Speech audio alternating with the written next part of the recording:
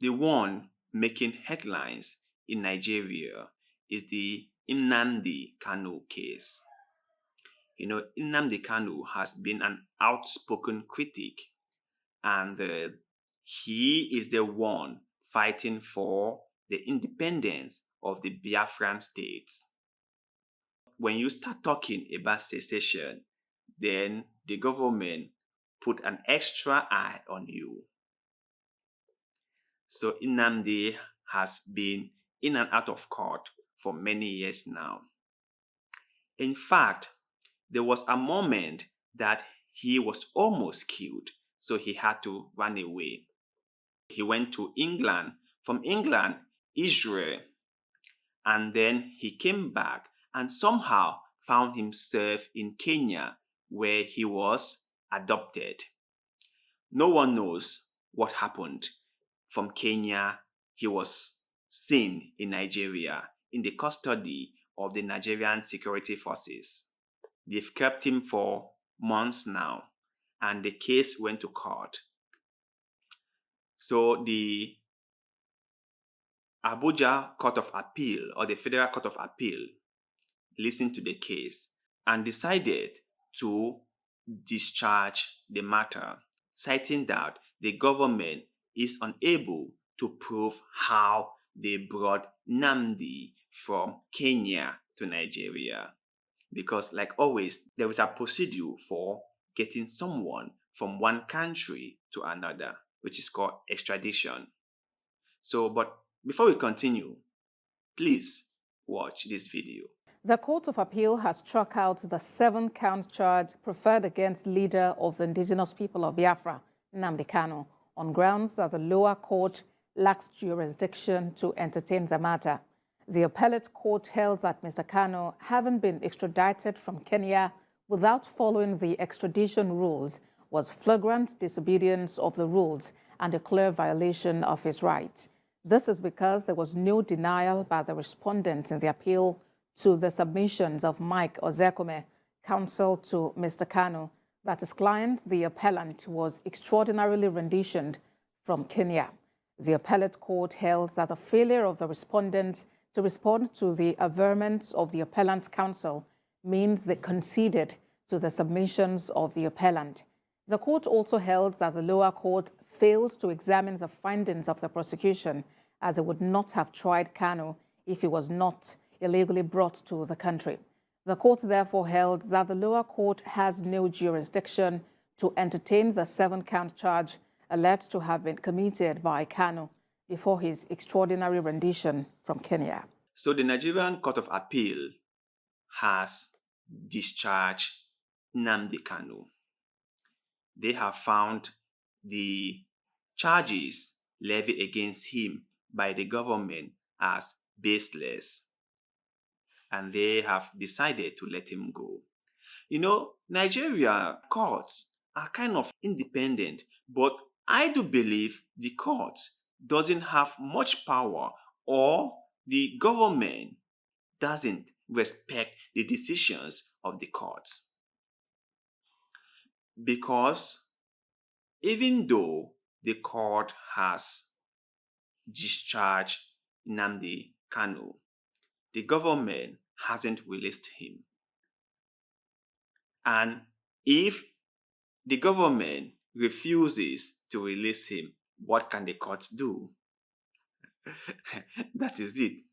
What can the courts do? And you must remember that the judiciary is supposed to be the third arm of government, which means that they are supposed to have equal powers. They are supposed to have check and balance. They are supposed to respect the decisions of each other. That is what democracy is all about. The executive is supposed to respect the decisions from the judiciary. The legislative is also supposed to respect the decisions from the judiciary. So these three arms of government are supposed to work together. But in Africa, it's really, really difficult to see a country whose judiciary is powerful or is being listened to. It's difficult to see a country in Africa whose judiciary will say something and the executive will listen. It's difficult to see that country in Africa.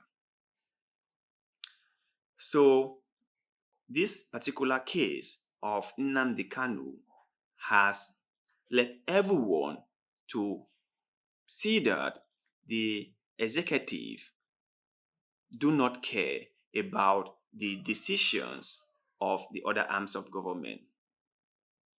The executive control the police and the military, so they can do whatever they want.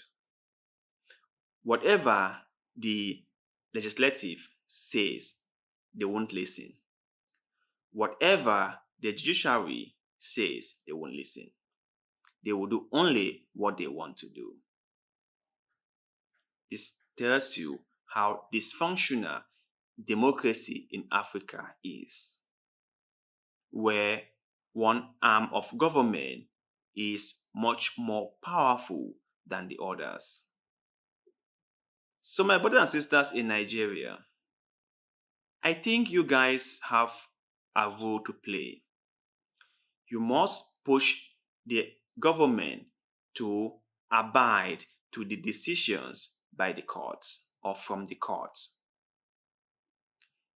The decisions from the Court of Appeal must be respected by the government, and this is where the citizens now come in. You must protest if the government do not release Kanu.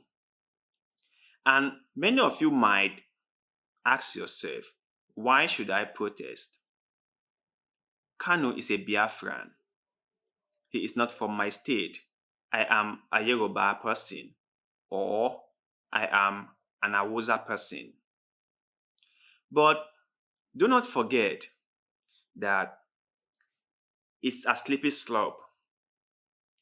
If the government do not respect the decisions of the court about releasing or discharging Kanu, the next person in line might be you. It might just start from Kanu, and before you know it, it will get to you. Do not forget that. And there's one saying that evil prevail when good people do nothing. I will say it again. Evil prevail when good people do nothing. So if the citizens of Nigeria do not cry out, do not let their voices be heard about the decisions by the appeal court, the government will win, and the government will take it like a right to do whatever they want to do, irrespective of what the court has said or the courts have said. So my brothers and sisters in Nigeria, share your thoughts with us. What do you think could be done, or what do you think people can do to force the government to release Nnamdi Kanu? Let us know in the comment section below. And also, if you have any particular story or any personal story that you would like to share with the rest of the world, please send it to us through any of our social media platforms, and we shall talk about it on this show.